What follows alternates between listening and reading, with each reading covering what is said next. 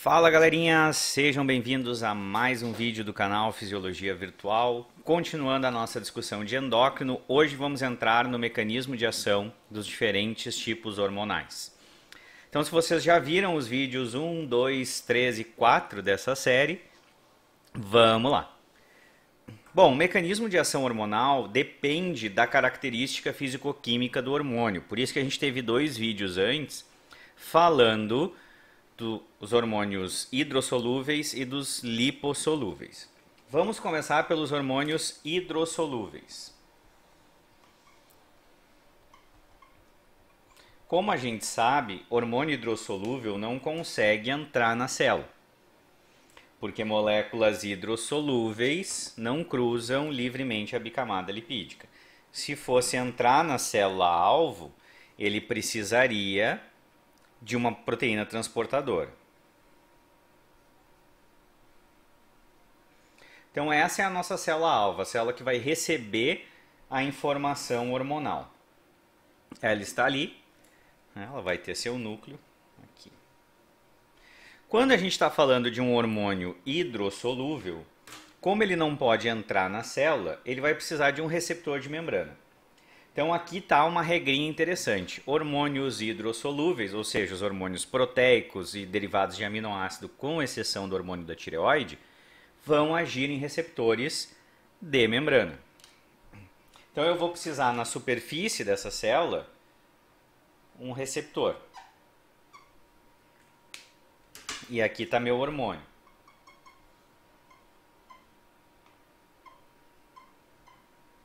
Vou ter vários, né? Eu desenhei um aqui, mas são vários na célula receptora. O hormônio se liga no receptor de membrana e ativa uma cascata de sinalização intracelular. Essa cascata de sinalização ela pode estar associada a diferentes vias, tá? Usando proteína G, usando tirosina sinase,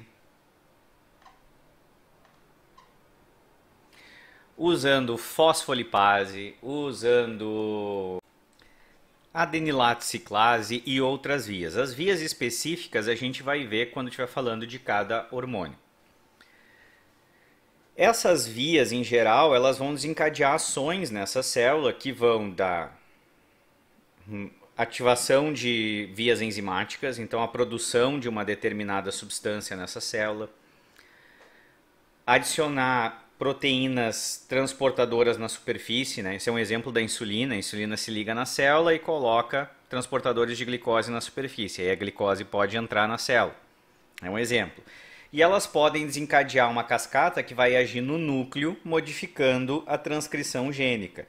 Então são diversas alterações que vão ser causadas na célula por ativação dessas diferentes vias. Então vamos fazer uma pequena listinha aqui. Então, eu posso aumentar a permeabilidade da membrana, aumentar ou diminuir, né, a permeabilidade da membrana.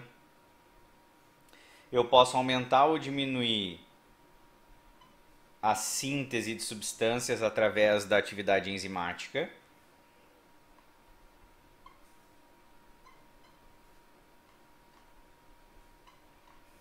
E por último, mas não sendo o mecanismo de ação principal, mas que pode ocorrer, síntese proteica.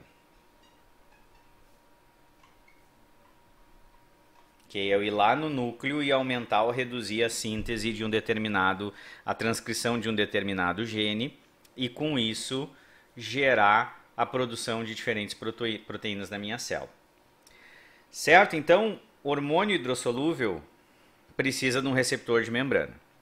Depois que o hormônio se liga nesse receptor, uma coisa que pode acontecer é o receptor ser endocitado e ser degradado na via do lisossomo. E essa é uma das vias que a gente tem de degradação desses hormônios. A gente pode ainda degradar a nível hepático, quebrando essas proteínas, a nível renal, como a gente discutiu no vídeo anterior. E os hormônios lipossolúveis, como eles agem? Os hormônios lipossolúveis, o mecanismo proposto de ação deles em receptores intracelulares, sejam receptores citoplasmáticos ou nucleares. Então o meu hormônio lipossolúvel vai ter que entrar na célula.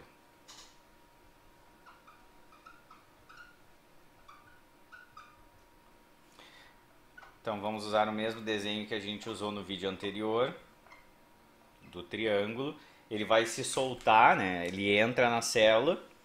Então aqui eu vou ter um processo de difusão simples, com ele entrando na célula.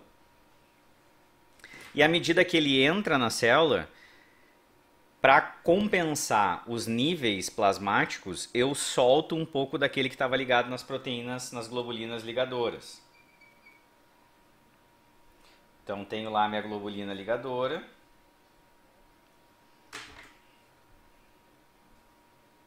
Meu rosinha não tá bem legal, mas é o único que eu tenho.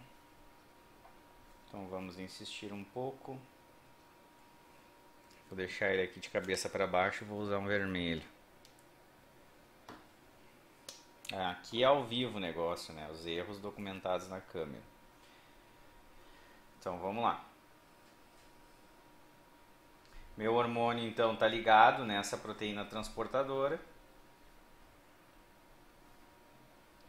À medida que ele entra na célula, esse nível aqui baixa e aí eu solto um pouco do que está ligado na globulina ligadora.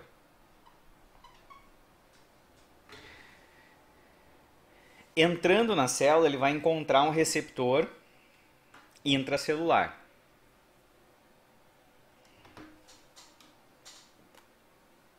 Então ele entrou aqui, deixa eu pegar, e vai encontrar um receptor intracelular. Esse receptor vai se deslocar para o núcleo, se ele já não for um receptor nuclear, e no núcleo ele vai fazer a transcrição gênica.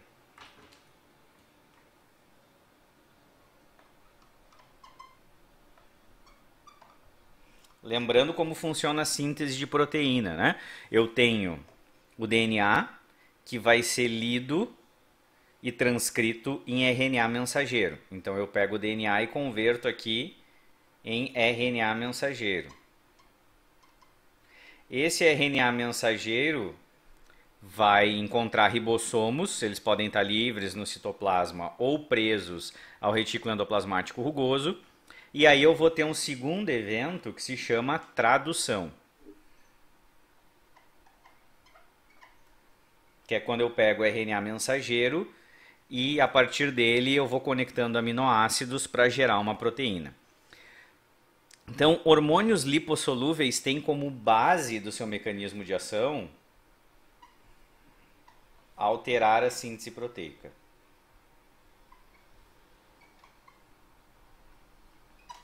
Por isso que a gente espera dos hormônios esteroides e dos hormônios lipossolúveis uma demora maior na resposta.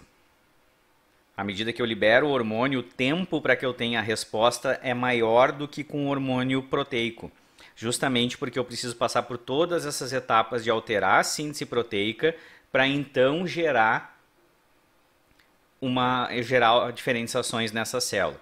Eu preciso difundir para a célula, alterar a síntese proteica e aí eu vou ter o efeito desse hormônio. Então esse é o principal diferença de ação entre hormônios hidrossolúveis e lipossolúveis. Hidrossolúvel age em receptor de membrana, lipossolúvel age em receptor intracelular. Um pontinho, como a gente está sempre focando em trazer o conhecimento mais atualizado possível, atualmente tem se descrito proteínas transportadoras para esses hormônios lipossolúveis. A gente acreditava que a difusão era sempre simples, mas a gente tem encontrado proteínas de membrana que facilitam a passagem desses hormônios, embora a gente ainda não entenda muito bem como elas fazem isso e que papel efetivamente elas têm.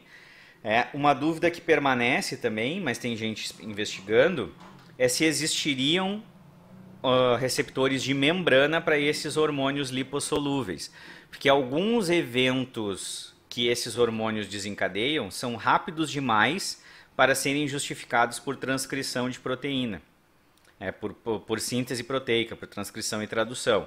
Então, isso indica que possivelmente existiriam receptores de membrana para esses hormônios.